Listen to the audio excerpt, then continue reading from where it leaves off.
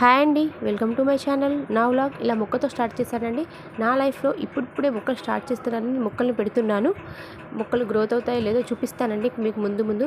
తర్వాత అయితే బయట కడిగేసి ఇలా ముగ్గు పెట్టేసి ఇంట్లోకి వచ్చేసిన తర్వాత పొద్దున టిఫిన్కి అయితే ఈరోజు నేను పప్పు వడ చేశానండి.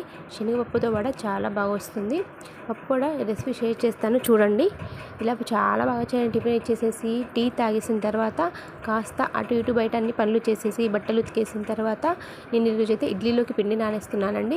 ఇడ్లీలోకి పిండి ఇలా నానేస్తున్నాను. ఇడ్లీ, దోశ అన్నీ ఒకే బ్యాటర్తో చేసేస్తానండి నేనైతే. నెక్స్ట్ అయితే ఇదిగోండి మిక్సీ పంచాయితీ పెట్టుకున్నాను. మిక్సీని ఎప్పటికప్పుడు క్లీన్ చేసుకోవాలి, కానీ ఉండదు కదండి, బద్ధకంగా ఉంటుంది. మిక్సీ క్లీన్ చేసి పక్కన పెట్టేసిన తర్వాత అయితే వంటకైతే పెట్టేశానండి.